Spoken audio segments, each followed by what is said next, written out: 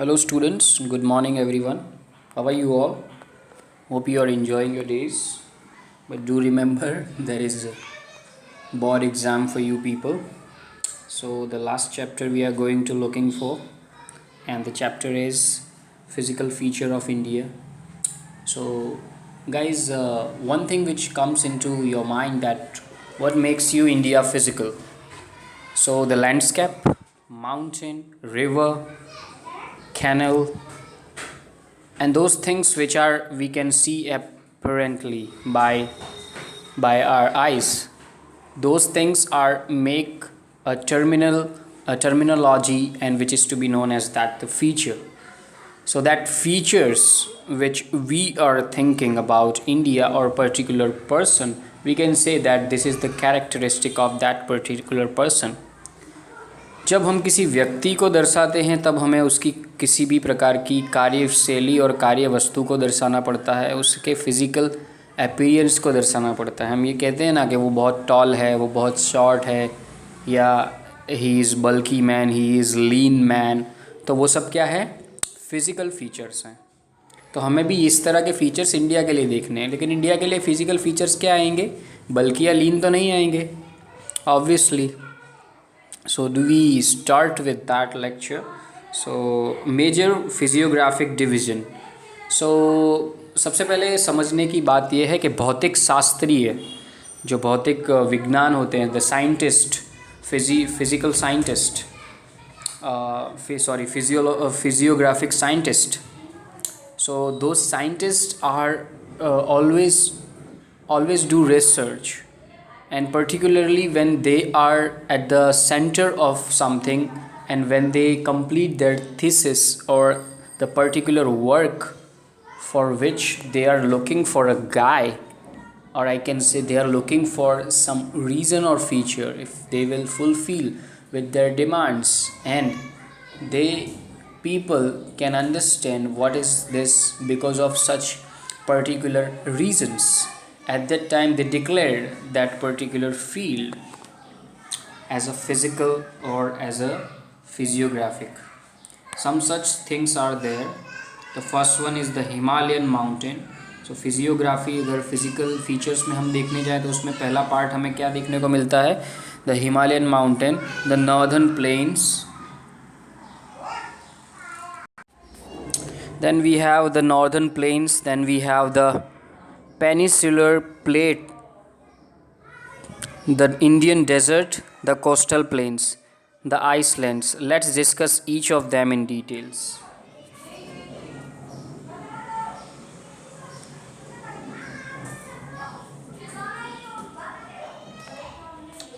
The Himalayan mountains. The Himalayan mountains are stretched over the northern borders of India.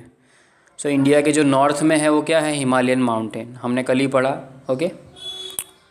These mountains ranges run in a west and indirect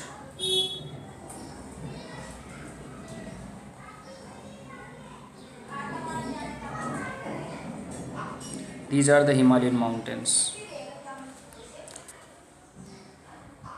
Ranges run in a west east direction from the Indus to the Brahmaputra. ये दो नदी हैं, Indus और ब्रह्मपुत्र. वहाँ से इनकी श्रृंखला, जो शाखा कहते हैं हम, जो श्रृंखला वहाँ से वहाँ तक फैली हुई से. कहाँ से? इंडस नदी से ब्रह्मपुत्र नदी की तरफ. The Himalaya consist of 3 parallel ranges in its longitudinal extent. So जब लॉन्जिट्यूडनल की बात आती है तब हिमालय को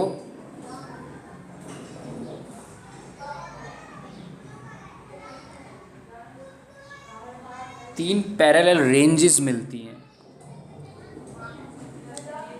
the northern most range is known as the great or inner Himalayas or the Himadri. पर्वत श्रृंखलाएँ की बातें हैं यहाँ पे, जिसमें से नॉर्थ और मोस्ट रेंज की नोन को क्या कहा जाता है? Great or inner Himalayas or the Himadri. It is the most continuous range consisting of the loftiest peaks with an average height of 6,000 meters.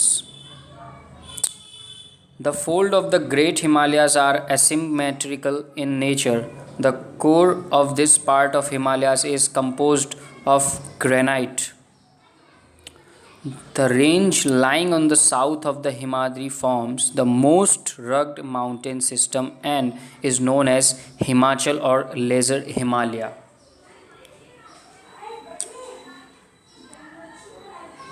कुछ इस प्रकार के हिमालय के भी फीचर्स हमें मिलते हैं। फिर क्या है, Pir Panjal range from the longest and the most important range, कि जो श्रृंखला पीर पंजाल के नाम से जानी जाती है वो ज़्यादा लंबी है मुताबिक अधर श्रृंखला से। The outer most range of the Himalaya. Students please do remember कि जब तक आप खुद नहीं पढ़ोगे you won't understand any thing, okay.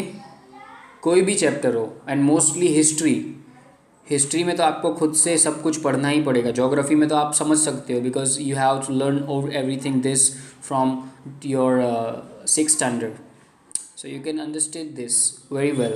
But when it comes to directly on history, because you are facing European history, and in 10th standard you will have European history, so at that time you won't unable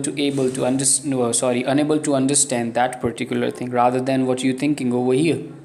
So make sure with that thing. And here we have the outermost range of the Himalayas is called the Sivaliks. सो जो हिमालय के बाहर की जो एक है range उसे क्या कहा जाता है, शिवालिक।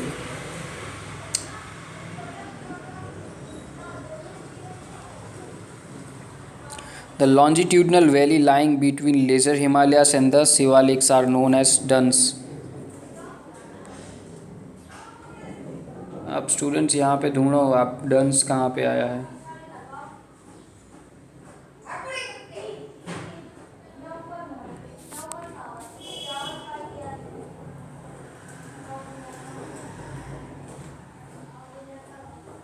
Duns.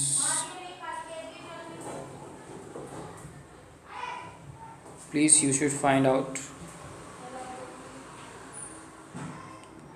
तो यहाँ पे we have the peak of the mountain. Mount Everest Nepal में है 8848। कंचनजंगा इंडिया में है। सो इंडिया का सबसे बड़ा माउंटेन हम देखने जाए तो उसकी ऊंचाई कितनी है, 8598, ओके, जो क्या है कांचनजंगा पर्वत श्रेणी है।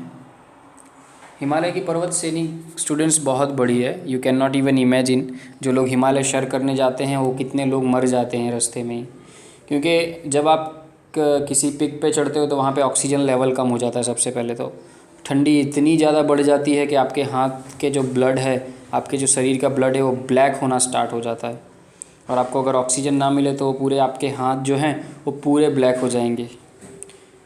मतलब आपका जो ब्लड हो सेल्स होते हैं वो अंदर ही ख़त्म हो जाते हैं, इससे आपका पूरा बॉडी ब्लैक हो मतलब पूरे हाथ ब्लैक हो जाते हैं। लेकिन जो उसे सहन कर लेता है वो ऊपर पहुंच जाता है, और जो नहीं कर पाता है वो वापस लौट आता है। बहुत से लोग आपको देखेंगे कि वहाँ पे हिमालय की कुछ भी वैलीज़ हैं उनमें गिरे हुए पड़ते मिलते हैं। तो ऐसी बहुत सी वैलीज़ हैं जो बहुत डेंजरस हैं। हिमालय सर करना इतना ईजी नहीं है, ट्राई करना कभी। The Himalayan have also been divide into basic of regions from west to east. अब रीजन्स के हिसाब से भी हिमालय को डिवाइड किया गया है। The part of Himalayas lying between Indus and Sutlej has been traditionally known as Punjab Himalaya, but it is also known as regionally as Kashmir and Himachal Himalaya from west to east respectively. So traditionally जो हम जिससे कहते हैं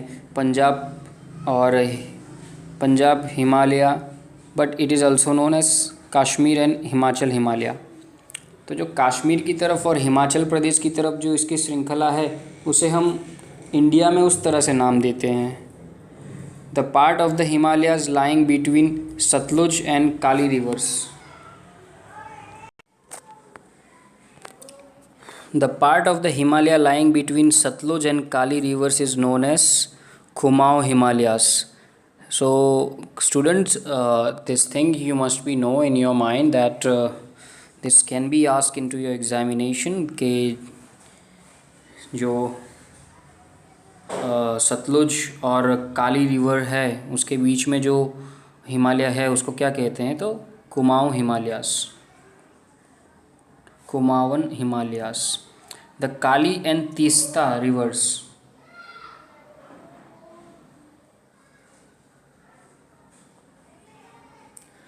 the Kali and Tista rivers divide the Nepal Himalayas, and the part lying between Tista and Dihang rivers is known as Assam Himalayas. तो असम अच्छा students, एक बात याद रखो कि जितने भी स्टेट्स हैं उसके ऊपर से जो पर्वत श्रृंखला या उसके आसपास से जो पर्वत श्रृंखला है उसी के नाम दिए गए हैं पर्वत श्रृंखला को। Please note down this thing. अगर जैसे कि असम से जो पर्वत श्रृंखला है तो वहाँ पे जो नदी है वहाँ की जो पर्वत श्रृंखला है उसके हिसाब से असम की पर्वत श्रृंखला ऐसा नाम दे दिया गया है। तो this thing you keep in your mind कि जितने भी स्टेट हैं 28 states are there in India. Okay, is it right? No, 29 states are there in India. One is Delhi. So the Kali and Tista rivers divide into Nepal Himalayas, and the part lying between Tista and the Dihang rivers is known as Assam Himalayas. The Brahmaputra marks the easternmost boundary of the Himalayas.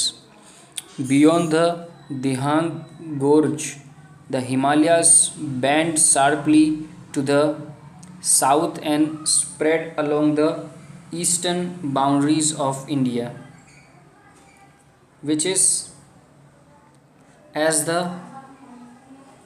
Purvanchal or the eastern hills and mountains. The Purvanchal comprises the Patkai hills, the Naga hills, the Manipur hills and the Mizo hills. So please do remember that the Purvanchal hills contains how many hills? Sorry, Purvanchal contains how many hills? So the northern plains. So northern plains की बात करते हैं अब। Planes मतलब ऐसा area जो plain होता है, ओके, नॉर्थ साइड में। The northern plains has been formed by the interplay of three major river systems, the Indus, the Ganga and the Brahmaputra, along with their tributaries. It spreads over an areas of 7 lakh square kilometers.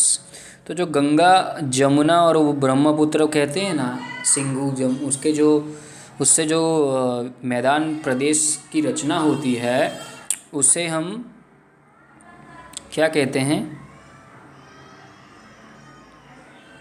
जो plane है ना वो एक प्रकार का मैदान।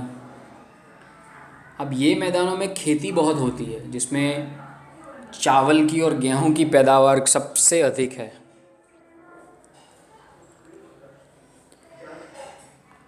The northern plain is broadly divided into 3 sections as mentioned. And the how many sections are there? 3 sections. North में जो प्लेन है उसको डिवाइड किया गया है। The western part of the northern plain is referred to as the Punjab plains.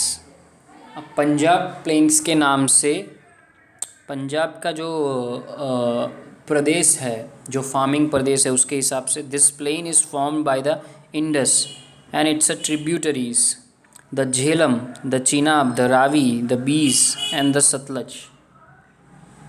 The Ganga plain extends between Ghaghara and Teesta reverse.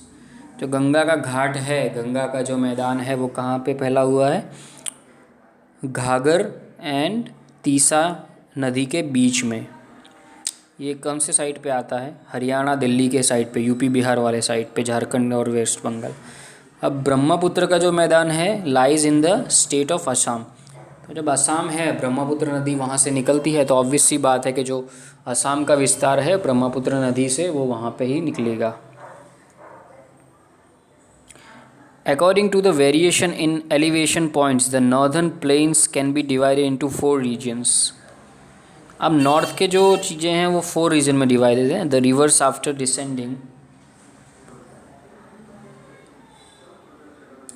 हम plates की बात कर लेते हैं. You can guys remember this. कि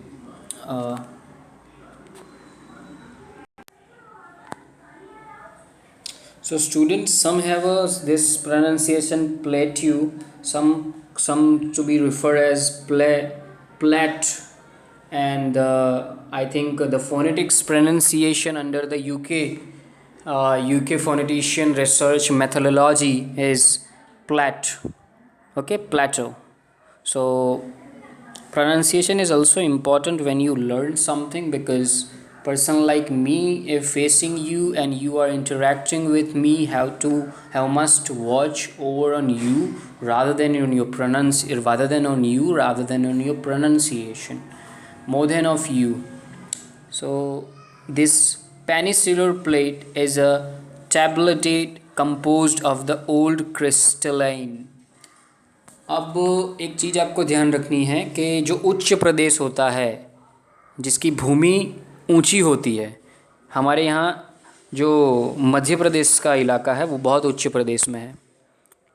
अब हमें कैसे पता चलेगा कि उच्च प्रदेश क्या होता है? तो जब आप पानी जो होता है उसको ज़मीन में से खोदते हो, when you dug the water from when you looking for a water into the land, and when you dig it, at that time within 40 to 50 feet after digging you will have water.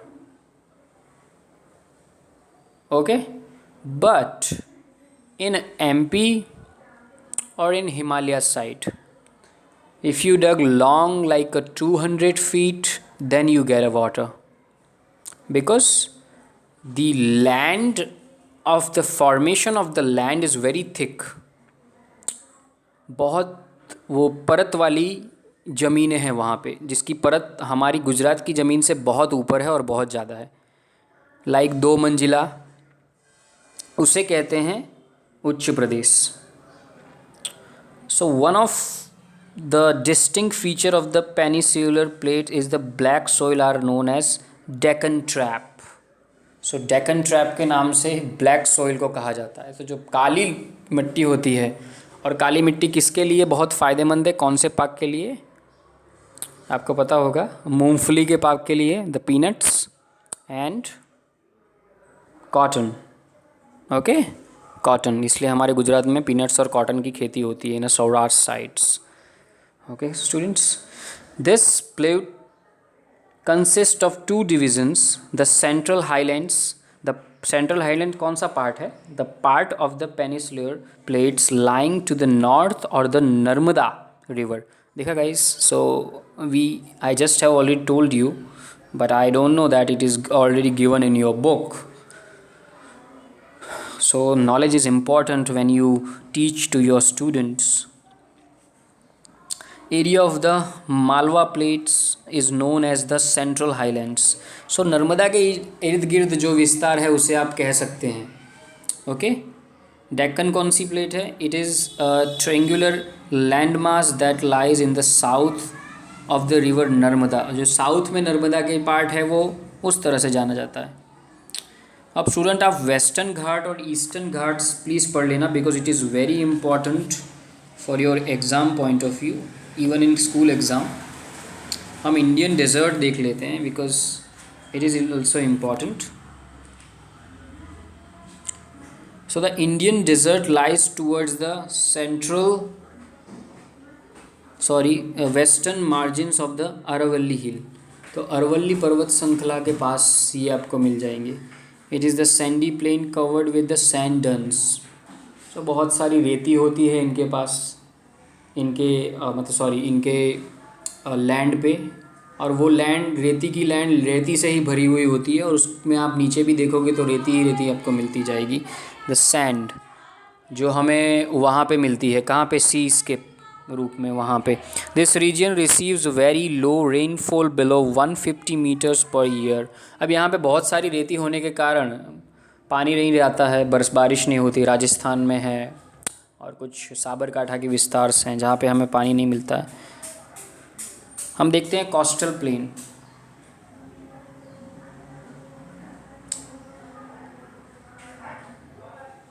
Iceland इस तरह से होता है, जहाँ पे 3 जगह पे पानी भरा होता है, चारों जगह पे, और बीच में वो आइसलैंड होता है, उसे हम आइसलैंड कहा कहते हैं। Okay. Coastal plain is a flat low lying pieces of land next to the ocean. अब जो प्लेन ओशन होते हैं, जैसे हम दांडी जाते हैं उसके पहले का जो एरिया है उसे हम प्लेन उच्च प्रदेश बोलते हैं, क्योंकि वो सीधा समुद्र से या सागर से जुड़ा हुआ है, महासागर से जुड़ा हुआ है, इसलिए हम उसे क्या कहते हैं, प्लेन कोस्टल्स। ईस्टर्न कोस्टल कौन सा है? The Eastern coastal plain is wide stretch on the land mass lying between the Eastern Ghats and the Bay of Bengal. तो जब बंगाल की खाड़ी है और जो ईस्टर्न पार्ट है किसका, बंगाल का, उसके बीच में जो घाट है ईस्टर्न घाट, उसके पास जो आपको उच्च प्रदेश मिलता है उसकी गणना कोस्टल प्लेन उच्च प्रदेश में होती है, क्योंकि वहाँ पे हमें तुरंत उसके बाद हमें सी मिलता है, पानी मिलता है, मतलब in short.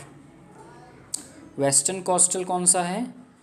The western coast is sandwiched between the western Ghats and the Arabian sea. तो जो अरब सागर है और जो वेस्टर्न घाट है उसके बीच में जो आपको मिलता है वो वेस्टर्न कोस्टल है। Okay students, the northern part of the coast is called the Konkan, जो मुंबई और गोवा के पास है, और the central stretches is called the Kannada plain. The southern stretches is refer to as the Malabar coast. So Malabar caves का नाम सुना होगा आपने, तो वहाँ पे जो उच्च प्रदेश है वो भी आपको क्या कहा जाएगा, उधर मतलब उच्च प्रदेश मिलता है आपको, जिसे आपको ध्यान देना जब आप नेक्स्ट टाइम घूमने जाओ तब। मलाबार केव में और कहाँ। सो प्लीज़ अब चैप्टर रीड करना आपका काम है। Fine students, stay tuned with Aster Global. This is our last chapter.